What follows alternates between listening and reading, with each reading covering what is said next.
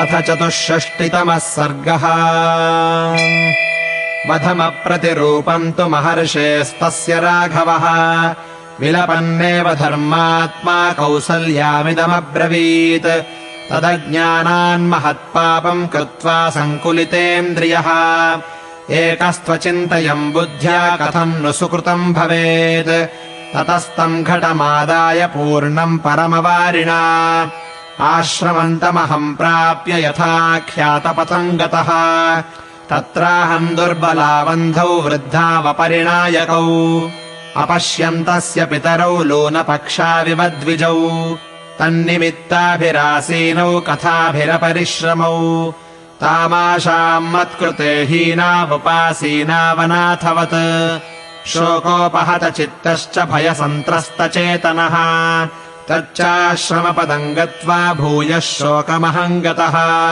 पदशब्दम् तु मे श्रुत्वा मुनिर्वाक्यमभाषत किञ्चिरायसि मे पुत्र पानीयम् क्षिप्रमाणय यन्निमित्तमिदम् तात सलिले क्रीडितम् त्वया उत्कण्ठिता ते मातेयम् प्रविश क्षिप्रमाश्रमम् यद्व्यलीकम् कृतम् पुत्रमात्रा ते यदि वा मया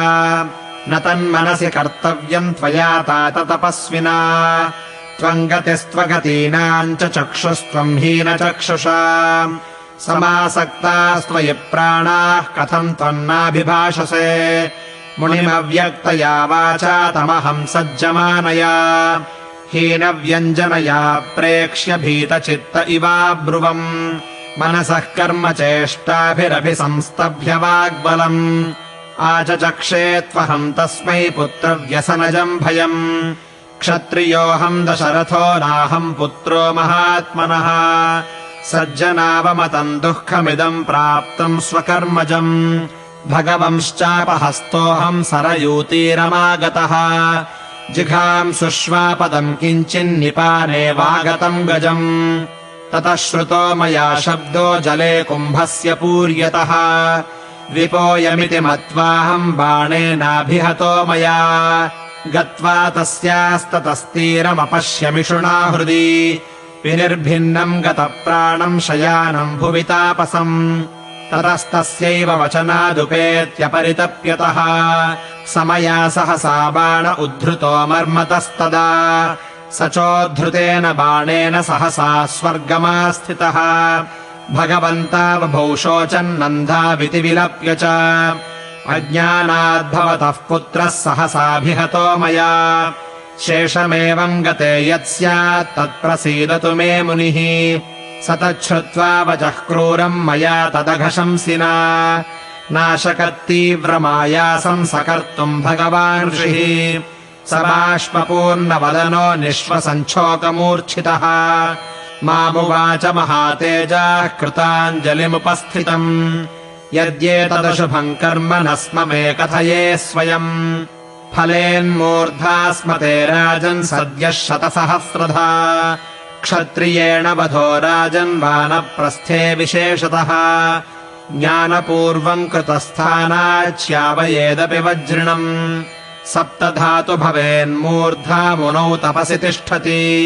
ज्ञानाद्विसृजतः शस्त्रम् तादृशे ब्रह्मवादिनी अज्ञानाद्धिगतम् यस्मादिदम् ते तेन जीवसे अपि ह्यकुशलम् न स्याद्राघवाणाम् कुतो भवान् नयनौ नृपतम् देशमिति माम् चाभ्यभाषत अद्य तम् द्रष्टुमिच्छावः पुत्रम् पश्चिमदर्शनम् रुधिरेणावसिक्ताङ्गम् प्रकीर्णाजिनवाससम् शयानम् भुवि निःसञ्ज्ञम् धर्मराजवशम् गतम् अथाहमेकस्तम् देशम् नीत्वा तौ भृशदुःखितौ अस्पर्शयमहम् पुत्रम् तम् मुनिम् सह भार्यया तौ पुत्रमात्मनः स्पृष्ट्वा तमासाद्य तपस्विनौ निपेततुः शरीरेऽस्य पिता चैनमुवाचः नाभिवादयसे माद्य न च मामभिभाषसे किम् च शेषे तु भूमौ त्वम् वत्स किम् कुपितो ह्यसि नन्वहन्ते प्रियः पुत्रमातरम् पश्य धार्मिकीम् किम् च नालिङ्गसे पुत्र सुकुमारवचो वद कस्य वा पररात्रेऽहम् श्रोष्यामि हृदयङ्गमम् अधीयानस्य मधुरम् शास्त्रम् वान्यद्विशेषतः को माम् सन्ध्यामुपास्यैव स्नात्वा हुतहुताशनः श्लाघयिष्यत्युपासीनः पुत्रशोकभयार्दितम् कन्दमूलफलम् हृत्वा यो माम् प्रियमिवातिथिम् भोजयिष्यत्यकर्मण्यमप्रग्रहमनायकम् इमामन्धाम् च वृद्धाम् च मातरम् ते तपस्विनी कथम् पुत्र भरिष्यामि कृपणाम् पुत्रगर्धिनी तिष्ठ मामागमः पुत्र यमस्य सदनम् प्रति श्वो मया सह गन्तासि जनन्या च समेधितः उभावपि च शोकार्तावनाथौ कृपणौ वने क्षिप्रमेव गमिष्यावस्त्वया हीनौ यमक्षयम् ततो वैवस्वतम् दृष्ट्वा तम् प्रवक्ष्यामि भारतीम् क्षमताम् धर्मराजो मे बिभ्रूयात् पितरा वयम् दातुमर्हति धर्मात्मा लोकपालो महायशाः ईदृशस्य ममाक्षय्यामेकामभयदक्षिणाम्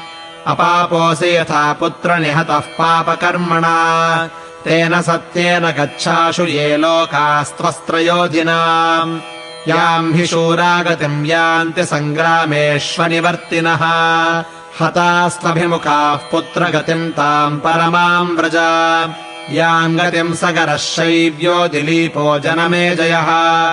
नहुषो धुन्धुमारश्च प्राप्तास्ताम् गच्छ पुत्रका या गतिः सर्वभूतानाम् स्वाध्यायात्तपसश्च या भूमिदस्याहिताग्नेश्च एकपत्नीव्रतस्य च गोसहस्रप्रदातॄणाम् गुरुसेवाभृतामपि देहन्यासकृताम् याचताम् गतिम् गच्छ पुत्रका न हि त्वस्मिन् कुले जातो गच्छत्यकुशलाम् गतिम् स तु यास्यति येन त्वन्निहतो मम बान्धवः एवम् सकृपणम् तत्र पर्यदेवयता सकृत् ततोऽस्मै कर्तुमुदकम् प्रवृत्तः सह भार्यया स तु दिव्येन रूपेण मुनिपुत्रः स्वकर्मभिः स्वर्गमध्यारुहत्क्षिप्रम् शक्रेण सह धर्मवित् आबभाषे च तौ वृद्धौ शक्रेण सह तापसः आश्वस्य च मुहूर्तम् तु पितरम् वाक्यमब्रवीत् स्थानमस्मि महत्प्राप्तो भवतोः परिचारणात् भवन्तावपि च क्षिप्रम् मम मूलमुपैष्यतः एवमुक्त्वा तु दिव्येन विमानेन वपुष्मता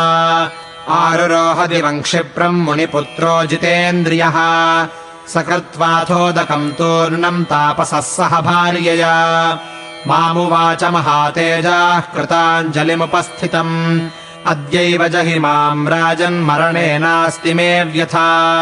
यः शरेणैकपुत्रम् माम् त्वमकार्षीरपुत्रकम्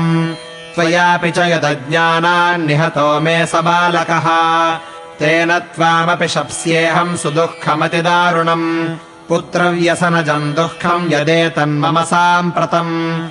एवम् त्वम् पुत्रशोकेन राजन् कालम् करिष्यसि अज्ञानात् त्वहतो यस्मात् क्षत्रियेण त्वया मुनिः तस्मात् त्वान्नाविशत्याशु ब्रह्महत्या नराधिप त्वामप्येतादृशो भावः क्षिप्रमेव गमिष्यति जीवितान्तकरो घोरो दातारमिव दक्षिणाम् एवम् शापम् मयिन्यस्य विलप्य करुणम् बहु चितामारोप्य देहम् तन्मिथुनम् स्वर्गमभ्ययात् तदेतच्चिन्तयानेन स्मृतम् पापम् मया स्वयम् तदा बाल्यात् कृतम् देवि शब्दवेध्यनुकर्षिणा तस्यायम् कर्मणो देवि विपाकः समुपस्थितः अपथ्यैः सह सम्भुक्ते व्याधिरन्नरसे यथा तस्मान्मामागतम् भद्रे तस्योदारस्य तद्वचः इत्युक्त्वा सरुदम् स्त्रस्तो भार्यामाहतु भूमिपः यदहम् पुत्रशोकेन सन्त्यजिष्यामि जीवितम् चक्षुर्भ्याम् त्वान्न पश्यामि कौसल्ये त्वम् हि माम् स्पृश यमक्षयमनुप्राप्ता द्रक्ष्यन्ति न हि मानवाः यदि माम् संस्पृशेद्रामः सकृदन्वारभेत वा धनम् वा यौवराज्यम् वा जीवेयमिति मे मतिः न तन्मे सदृशम् देवि यन्मया राघवे कृतम् सदृशम् तत्तु तस्यैव यदनेन कृतम् मयि दुर्वृत्तमपि कः पुत्रम् त्यजेद्भविविचक्षणः कश्च प्रव्राज्यमानो वा नासूयेत्पितरम् सुतः चक्षुषा त्वाम् न पश्यामि स्मृतिर्मम विलुप्यते दूता वैवस्वतस्यैते कौसल्ये त्वरयन्ति माम् अतस्तु किम् दुःखतरम् यदहम् जीवितक्षये न हि पश्यामि धर्मज्ञम् रामम् सत्यपराक्रमम् तस्यादर्शनजः शोकः सुतस्या प्रतिकर्मणः उच्छोषयति वै प्राणान् वारिस्तोकमिवातपः न ते मनुष्या देवास्ते ये चारुशुभकुण्डलम्